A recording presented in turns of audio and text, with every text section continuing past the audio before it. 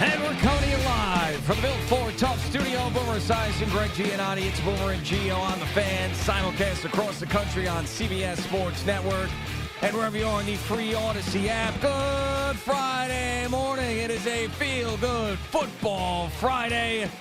Had a game last night where, man, I tell you, the Cincinnati Bengals, a team that I thought was going to get back to the Super Bowl with major struggles, now an injury to Joe Burrow as he doesn't finish the game, and they lose by 2 touchdowns to the Baltimore Ravens, who, after dropping one to the Cleveland Browns, now look like they are back and ready to go, although they have a major injury they have to contend with, as well as they lose Mark Andrews. But if you want to make a case for the Jets somehow squeezing into a wild card, the Bengals losing certainly did help them, but of course the Jets need to win games, and first they need to score touchdowns this week as they take on the Buffalo Bills. There was lots of stuff going on yesterday in the world of sports and media and everything else. We're going to get to it. It's going to be a fun 4 hours here on a feel-good football Friday. Good morning, Boomer. How are you? Yeah, good morning, G. I'm doing well. I'm doing a lot better than Joe Burrow's doing this morning, and I will tell you that with 18 penalties called last night, Mark Andrews going down, most likely out for the rest of the season with a lower leg injury. Looked like a really bad ankle sprain.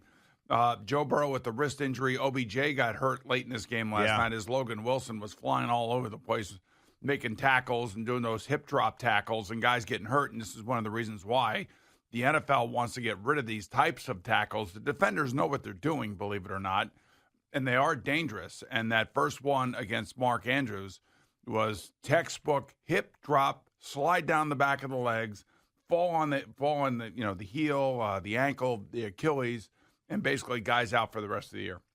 And I just think that, and then it also happened with Lamar Jackson on the sideline. Same thing.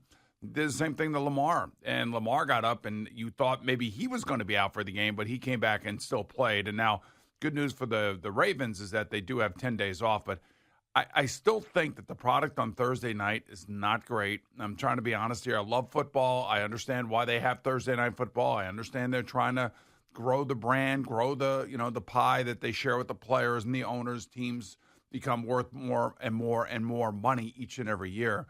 But the Thursday night product is just not great. And again, you lost 2 stars last night in Joe Burrow, who probably came into the game hurt because it looked like when he got off the plane yesterday, there was something on his hand, some contraption on his hand or his wrist. And I'm wondering that if the extra few days, he would have been much better off served if this game had been played on Sunday. Yeah. As opposed to Thursday. That's the other thing that you got to think about. And how many guys don't play in these games because they're on Thursday as opposed to getting a few extra days and maybe they can show up on Sunday. There has to be some way to be able to, spread these games out so the guys don't have to play on a short week. I understand why they play it. I understand that Amazon's paid a ton of money for it. CBS at one time paid a ton of money for it. NBC paid a ton of money for it. ESPN paid a ton of money for it. And it grows the pie. I'm not saying that it doesn't. But, man, oh, man, with 18 penalties, all these guys getting hurt, and somebody's got to do something about it. Yeah, a couple of things. One, do you have a lozenge in your mouth? I do. You do. I was going to say, either your tongue has become paralyzed or you've got a lozenge in your mouth. I do have a lozenge in my mouth. It's interesting timing to jam I couldn't help it. lozenge. I needed to have a lozenge in my mouth this morning. You couldn't have done it before the show, the lozenge? I had dry mouth. You had dry mouth? All right. Yeah, and you were showing me all your Instagram things that you fell in love with this last night. I did. Well, the Patrick Beverly thing was just tremendous. I told Jerry about it. He's got to go get that, talking about Karl Anthony Towns. But, okay, I just needed to make sure. The lozenge is almost done. It's almost done, the lozenge? Yeah, okay, so Thursday Night Football. Suck it, Thursday Night Football. We know that it's not going anywhere. The money that they got from Amazon is absolutely insane. Someone else would have paid that money if Amazon didn't. But you're right. And even when you get 2 good teams in a great game, it doesn't feel like it's supposed to feel. Generally, we get these crap games on Thursday night, teams that aren't in it, doesn't feel like it's important. Last night, it felt important. And going into the game, I mean, think about it. It wasn't even just the guys that got hurt during the game. Going into the game, you didn't have Ronnie Stanley Marlon Humphreys for the Ravens. You didn't have T. Higgins for the Bengals. Then Joe Burrow goes out. Lamar Jackson gets hurt. Mark Andrews gets a season-ending injury. I mean, and I know that you can probably go back and talk about other Thursday night games, say how other guys, some games nobody gets hurt in, but there is no doubt that when you put a premier matchup between two heavy hitter teams on Thursday Night Football in November, it's not going to look the same as it would on a Sunday. That's right, especially after both teams coming off of difficult losses on Sunday, laying it on the line against the Texans for the Bengals, and also the Ravens lost to the Browns in just like a meat grinder game. You know what I mean? Yeah. So this is I don't know, and I know what we have talked about it on this particular show for 17 years about, is there a way around some of this to give like teams mini buys before they play on Thursday, and they kind of like in the middle of the season, a team is coming off of a bye and then they play on a Thursday. You know what I mean? Yeah. So like if you played on a Sunday, and I was just trying to think how this would work, you have a bye. You have the bye that goes, basically Sunday you play, and then you have a bye until the next week, and you start practice on Monday. When teams come off the bye, maybe instead of playing 2 weeks from when they last played, maybe they should play on Thursday night coming out of the bye. Maybe that's when the short week should happen. Bye, Thursday night game.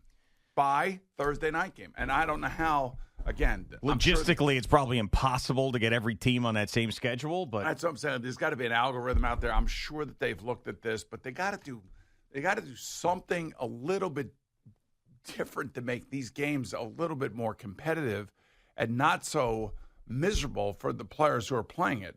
I played on Thursday night games. I had Thursday night games when I was playing late in my career. And, it was great when you won and nobody got hurt because you did have like a mini bye. You know what I mean? Mm-hmm. But I would say maybe coming out of the bye, then you have those teams playing on Thursday. Maybe that's part of an answer. Maybe there are going to be some teams that unfortunately are going to be shortchanged, maybe especially when it comes to Thanksgiving, because everybody loves to have a Thanksgiving, trio on the week on that night. I just wonder if there's enough of an outcry to change things, because I think what the NFL is saying is basically, guys, you see the money that we're getting for these games, which directly impacts the bottom line for the players and the owners and everybody else. And on top of it, everybody has to deal with it. Every team has got to deal with these Thursday night games. So it's not like we're singling you out. It's just a matter of what point in the schedule do you have to play one of these Thursday night games. So I don't even know. I mean, for us as a viewer, we're thinking this stinks.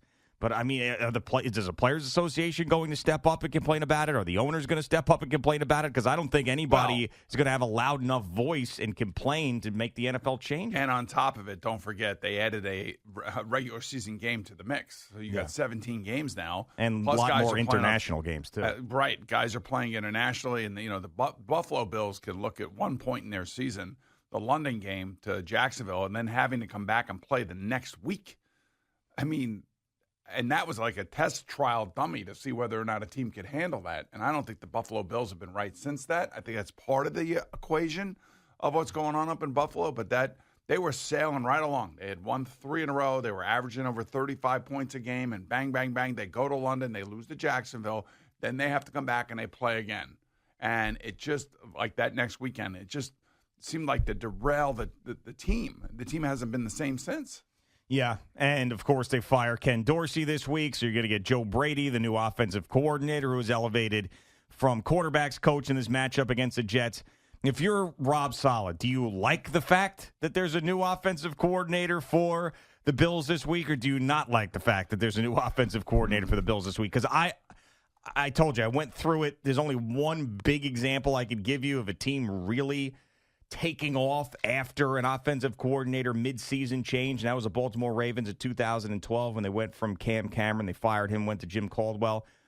I mean, I kind of think that I'd prefer, if they were struggling, that they stuck with the same thing that they were struggling with. It's kind of like what we were talking about when the Raiders made the change. Yeah, but that was a head coach. It's a bigger deal. Yeah, it's a much bigger deal. But what is like the number one problem with the Bills? Well, turnovers. Josh Allen turning the ball over. Right. Yeah. I mean, the thing about Josh is like, it's like one of these, man, I'll tell you what, he's an awesome player. He creates a lot of points, a lot of big plays. He's incredible. gifted athlete, and he is unafraid, and he is not afraid to try to throw that thing into tight spaces. But, man, the turnovers are what's killing them. And when those turnovers are happening, it was interesting, and I wonder if this had anything to do with it. I wonder, had they won the other night, would Ken Dorsey have been fired? Because at the end of that game, what did Ken Dorsey do? He ran the ball. He ran the ball all the way down the field, and then Josh Allen ran it in. And you got to wonder, is Stephon Diggs pissed off at that or something? And then, of course, you have Trayvon Diggs, Stephon's brother, saying 14's got to get up out of there. I mean, in the middle of all this, man. Yeah, I know. And Stephon Diggs was asked about that, and he danced around that answer like he was Fred Astaire. It was unbelievable when he's all right, this is your brother saying this. Is that you saying it through your brother, essentially, was the question. Well, you know that the brothers are talking to each other. Of course, and they're bitching and complaining about whatever. And Steph Diggs has become Steph. I know he was great in Minnesota, but he paired up with Josh Allen, and those two just took off together. I was going to say, I know Josh Allen has struggled this year, but at the same time, be careful what you wish for. You want to come here to New York? Is that what you want, Steph? You want to play with either Tommy DeVito or Zach Wilson? I mean, come on. If he really is complaining about him getting out of there. Now, he did say that, hey, I settled this in training camp. I'm not settled. What? The whole thing about him wanting to leave. He addressed that whole thing about how he wanted to stay in training camp, so he didn't want anybody to think that Trayvon Diggs' tweet meant he wanted to leave. But he's like, as far as how my family members feel, I can't speak on how my family members feel. So your family members better start understanding that your quarterback, has some of the highest attempt rates in the league, and it's all about the passing game with you guys. Yeah, and you're front and center in all of it. Well, I mean, I don't know what there is to bitch about. I mean, I understand you lose a game here, you lose a game there, you lose a playoff game, maybe the window's closing, all that other crap that's out there, but you're playing with a guy where they go out there, will throw the ball 35 times a game, and you're the undisputed number one target for that team. And they gave you a new contract when you got there. Yeah, some people you just can't. I mean, this is why the whole thing with Minnesota fell apart. That's just all right, enough of this. And he was bitching and moaning when Kirk Cousins was the quarterback, too. Now, Kirk had gotten better since when Steph Diggs was there, but still. Well, actually, he also had I don't understand because Case Keenum that one year, too. All I know is that Josh Allen is tied with Tua Tagovailoa for most touchdown passes in the league, 19. Yeah. And I mean, I don't know. Why Trayvon Diggs would put that out there and put his brother in that kind of line of fire does not make any sense to me at all. You're playing with a top 5 quarterback, for God's sake. Well, and on top of that, I mean, Trayvon Diggs is just, he hasn't played in weeks. He's out for the season, obviously. He's sitting there. He's watching these games as a fan. He's being emotional and tweeting out whatever. I mean, he's just got to understand the as you would say, the collateral damage that comes with that tweet. And then all the microphones are being shoved in Stephon Diggs' face. I mean, the Bills right now, the Bills and the Bengals had their opportunity last night and failed. Well, they failed because their quarterback got hurt. Yeah, but still, I mean.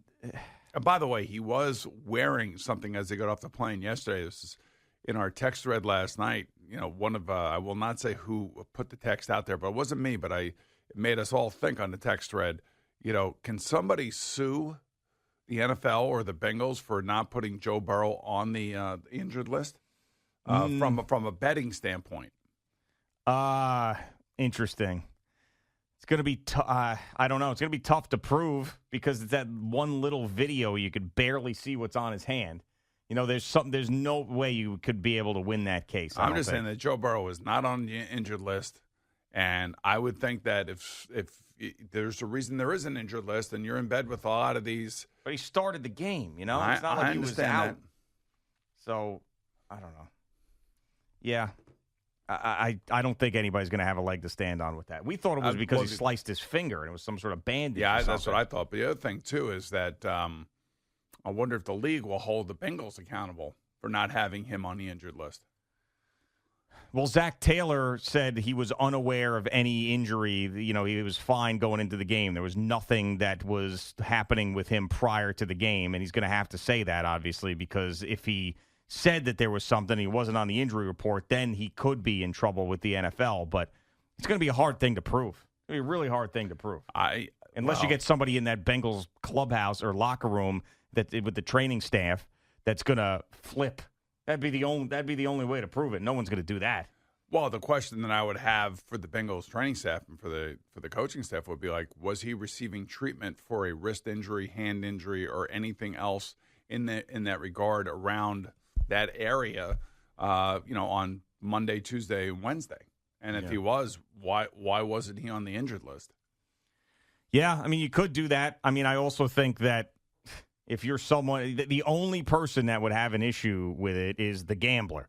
And it seems to me like that type of lawsuit it's just not going to go anywhere. No, I don't know about your Twitter mentions or X mentions last night. Yeah. Got a lot of people telling me that Carissa Thompson reported it as a broken wrist. I did get one or two of those, yes. So we will get into that coming up.